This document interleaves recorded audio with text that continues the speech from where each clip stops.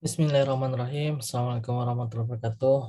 Apa kabar rekan-rekan semuanya? Semoga dalam keadaan sehat walafiat. Perkenalkan, nama saya Muhammad Fatoniawan. Saya praktisi balance mapping. Pada kali ini kita akan membahas bakat dari seorang dokter bernama Rio untuk mempertajam pilihan karirnya. Jadi Rio ini adalah seorang dokter eh, selama ini menjalankan tugas sebagai dokter umum dan merasa baik-baik saja. Nah, tapi tantangan pilihan datang ketika dia ingin mengambil dokter spesialis gitu ya.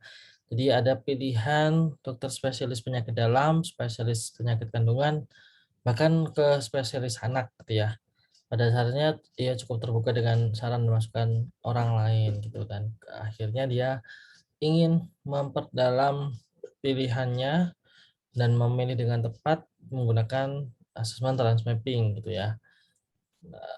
Terus kita diminta untuk mempertimbangkan apakah komposisi bakat dan kekuatan yang dimilikinya menjadi berbeda atau penentu dalam pilihan profesi dokter tersebut. Apakah pilihan yang Anda sarankan dan sebagainya. Baik, rekan-rekan semuanya, ini menarik. Jadi kasusnya adalah dokter. Kalau dilihat dari si dokter Rio ini dan apa yang disampaikan bahwa menjalankan tugas dokter secara umum baik-baik saja dan tidak terjadi apa-apa. Padahal kalau saya lihat dari sini daya analytical, daya untuk melihat mendetail alur-alur logis gitu ya, alur-alur mendetail terhadap keluhan keluhan pasien, kemudian dia diagnosis, dianalisis, kemudian jadilah dianalisis hingga menjadi diagnosa gitu ya. Dan apa yang terjadi terhadap pasien itu membutuhkan bakat analytical. Namun hal ini ada di urutan bawah gitu. Sehingga tapi dengan langkah Dokter Rio ini tidak apa-apa, berarti ini bisa disiasatin oleh Mas Rio selama ini.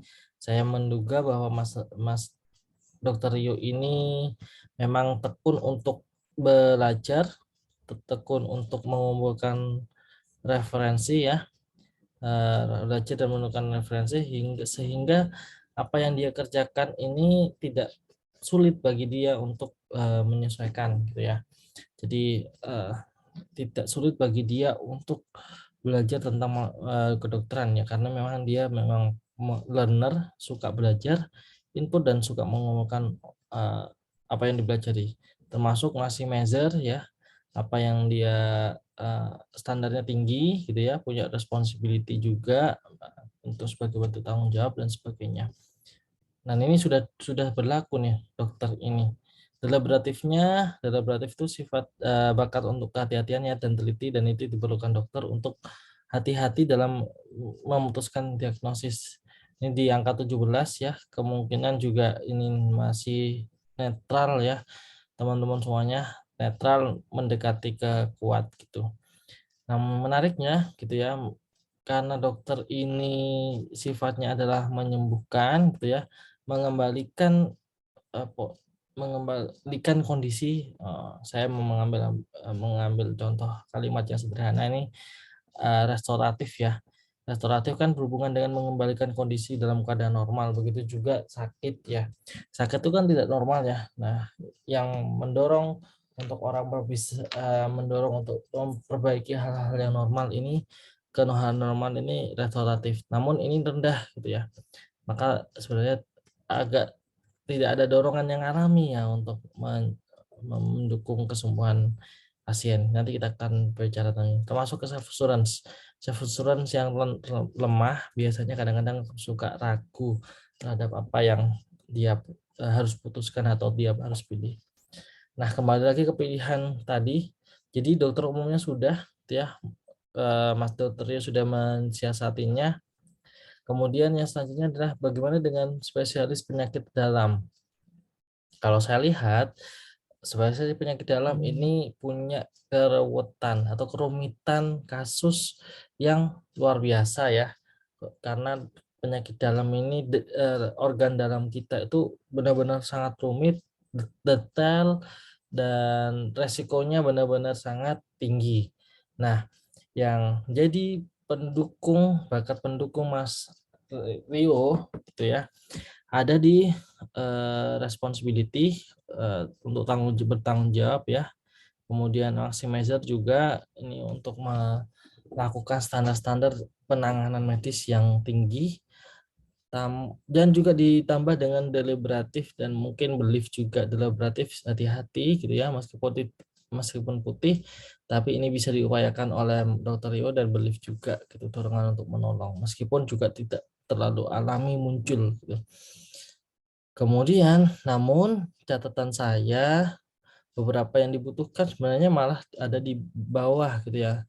Dokter penyakit dalam harus mampu yakin betul terhadap apa yang didiagnosanya gitu ya, melihat dari hasil lab dan sebagainya. Sehingga self-assurance rendah ini ya perlu disiasati dan dipertimbangkan ketika Dokter Rio ini memutuskan spesifikasi penyakit dalam. Analitikalnya yang rumit juga ternyata dibutuhkan, dan ini juga menjadi salah satu patokan bagaimana Master Rio nanti menjalankan profesi bagi penyakit dalam. Bagaimana dengan analisian data-data atau sesuatu yang rumit gitu ya, yang harus benar-benar dipikirkan secara mendalam untuk mengetahui kenapa penyakit ini muncul dan kenapa terjadi. Ini yang perlu di highlight, dan ini menjadi kelemahan Mas Rio gitu ya, gitu. Mas Rio juga memiliki 1, 2, 3 ya, statiknya juga rendah ya. Jadi meskipun khawatirnya dengan secara alami tidak bisa menemukan nih jika ada kendala nanti di tengah jalan, bagaimana menemukan jalan-jalan alternatifnya secara alami tidak muncul oleh Mas Rio gitu. Nah, yang perlu diamati juga kalau penyakit dalam berarti berhubungan dengan apa ya, ya ketegaan ya, karena memang menyayat organ dalam kemudian mengambil dan sebagainya. Dan ini kalau Mas Rio empatinya agak tinggi, ini akan berakibat ya memang sangat perasa terhadap apa yang mungkin dirasakan oleh pasiennya gitu. Sangat perasa ini bisa positif dan bisa mungkin perlu dikendalikan juga, karena memang sangat perasa ini ya, kalau kita menangani pasien penyakit dalam dengan kita harus membedahnya, kemudian kita merasakan sakitnya, kita bisa nggak tega gitu ya, bisa jadi gitu. Jadi ini yang perlu diantisipasi dengan Pak Rio gitu. Tapi adaptability-nya lumayan tinggi, jadi apapun kondisinya cepat responsif dalam menangani orang gitu. Nah, jadi ini alternatif yang mungkin dipilih urutan 2 bahkan 3 lah ya, karena memang agak riskan gitu dalam memilih penyakit dalam ini. Selanjutnya untuk spesialis kandungan, nah adaptability-nya mendukung ya, karena kandungan itu bisa 24 jam gitu. Belief-nya juga ada. Nah, yang perlu disiasatin ya juga empatinya ini. Jadi proses melahirkan gitu ya, atau proses apapun itu dalam mengandung sampai melahirkan itu membutuhkan ya sedikit rasa tega ya, karena memang seperti itulah gitu ya. Dan kalau empati yang tinggi itu khawatirnya mengakibatkan memang apa-apa yang seharusnya tidak dirasakan gitu. Namun yang menariknya adalah aktivatornya juga tertinggi, sehingga apapun pilihan sebenarnya, penyakit dalam maupun penyakit kandungan, apapun yang dipilih nantinya, dari 2 ini aktivatornya akan menunjuk untuk mempercepat gitu ya, eksekusi gitu. Kemudian ya ada harmoni juga, dan relator juga. Harmoni ini menghindari konflik, sehingga pada satu saat ketika harus mengatakan yang seharusnya gitu ya, gitu, dan itu menuai konflik, itu bakal dihindari gitu ya. Kemudian relatornya juga lumayan tinggi gitu ya untuk menjalin relasi dengan pasien. Ini bagus untuk mendukung dengan menjalin dengan calon ibu ya gitu.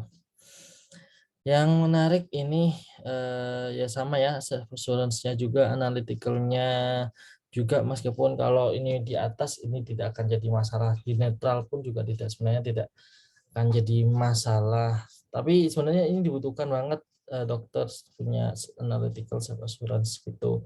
Memang dan restoratif. Nah, kalau restoratif lemah ini yang perlu dipertimbangkan. Berarti sebenarnya kalau hamil, ya, tapi tetap aja ya kalau ada masalah-masalah terkait sama penyakit dalam kandungan atau penyakit dalam kehamilan kan upayanya untuk mengembalikan ke normal. Ini juga perlu dilihat, Pak Rio. Nah, mungkin kan itu mungkin memang spesialis anak gitu ya. Kenapa? Ya karena memunculkan relator gitu ya, orang-orang yang sangat ramah terhadap orang yang sudah dikenalnya, harmoni harmoni ini menciptakan kedamaian, menciptakan rasa senang dan sebagainya. Meskipun bukan positivity ya, bukan keceriaan, tapi memang harmoni itu cinta damai gitu ya. Jadi memunculkan kecintaan, memunculkan kedamaian gitu. Kemudian kalau, dokter anak ini bisa membantu empatinya malah. Jadi anak kan kadang nggak bisa merasakan ya, nggak bisa benar-benar merasakan apa sih yang saya rasakan, sakit apa gitu ya, di sebelah mana sakitnya itu benar-benar tidak bisa ini. Tapi dengan adanya empati, dengan aja kepekaan rasa sehingga bisa mendukung dokter Dio ini untuk ke dokter spesialis anak gitu.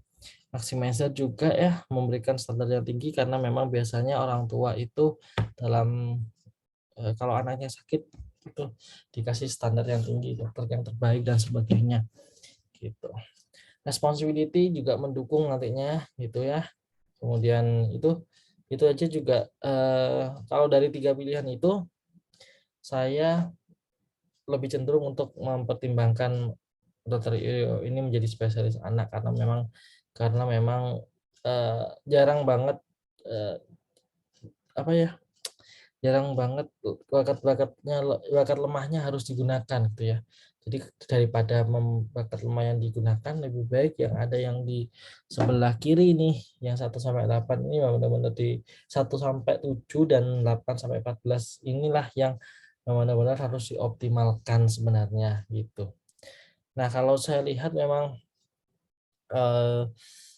kalau saya lihat memang ini ya, saya coba cek di peta bakat. Nah, kalau di peta bakat kan memang relating dan bisa jadi striving atau influencing ya, bisa memengaruhi atau jadi hubungan relasinya ini ya untuk memengaruhi orang juga bisa, atau untuk menghasilkan keturunan-keturunan gitu.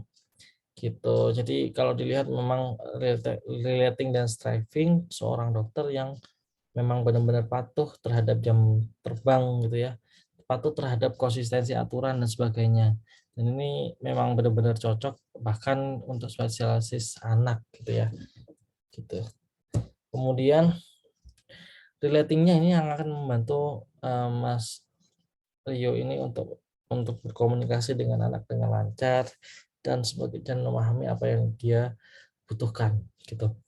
Kemudian kalau pandangan lain, dengan adanya hasil seperti ini menunjukkan bahwa kemungkinan besar kalau pengen di dokter ya, dokter kemudian mau di dunia kesehatan gitu ya, kalau dia dari sini memang, serving lebih tinggi gitu ya, apa yang pengen melayani orang, membantu orang itu lebih tinggi sehingga cocok memang untuk spesialis anak, bahkan kalau perlu di ini dokter-dokter untuk kerelawanan gitu ya. Karena belief-nya cukup lumayan tinggi di sini ya, ada volunteering juga, ini dikonfirmasi. Kemudian adaptability-nya juga tinggi gitu ya. Dan, untuk memutuskan suatu yakin terhadap untuk putusannya biasanya akan banyak orang yang bisa membantu dia, gitu. Jadi, kalau saran saya gitu ya, dengan urutan bakat ini menunjukkan bahwa Dokter Rio memang pasnya untuk dokter anak, spesialis anak gitu ya, gitu. Itu aja dari saya. Mudah-mudahan bermanfaat bagi Dokter Rio. Terima kasih. Wassalamualaikum warahmatullahi wabarakatuh. Terima kasih rekan-rekan semuanya. Eh, Kita ketemu lagi di video berikutnya. Assalamualaikum warahmatullahi wabarakatuh.